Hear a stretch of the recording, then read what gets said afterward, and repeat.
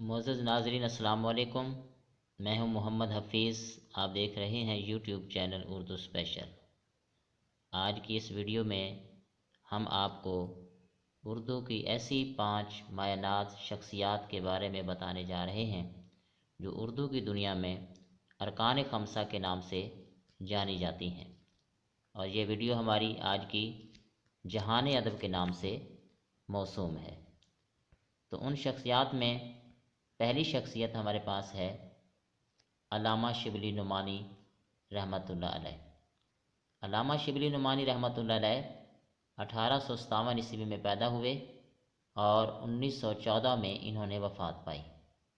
ان کی اہم تصانیف میں الفاروق، المامون، سوانح مولانا روم، علم الکلام، موازنہ انیس و دبیر، شعر العجم، مقالات شبلی، سیرت نعمان، سیرت نبوی صلی اللہ علیہ وآلہ وسلم، الغزالی، سفر نامہ روم و مصر و شام۔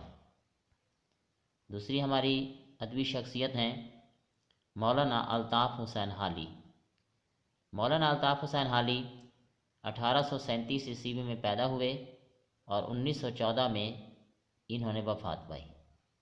ان کی اہم تصانیف میں حیات جاوید، یادگار غالب، حیات سعدی، مقدمہ شعر و شاعری، مد و جزر اسلام۔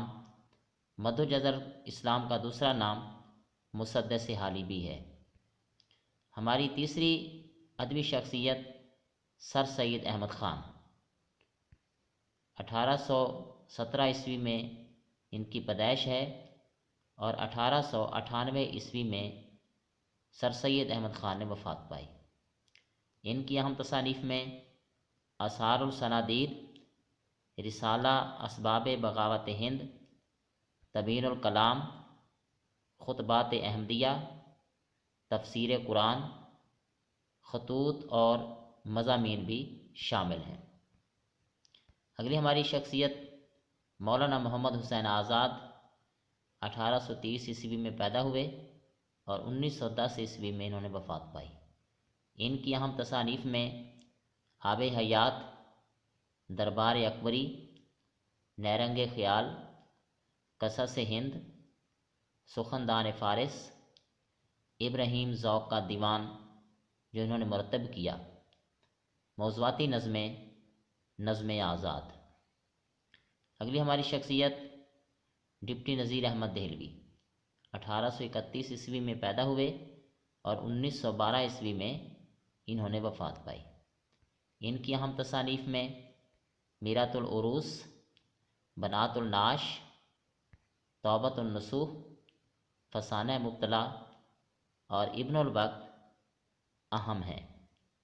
یہ تھی آج کی ہماری ویڈیو، جس میں ہم نے 5 ادیبوں کا ان کی تصانیف کے بارے میں کچھ ڈسکس کی ہے۔ اگر آپ کو یہ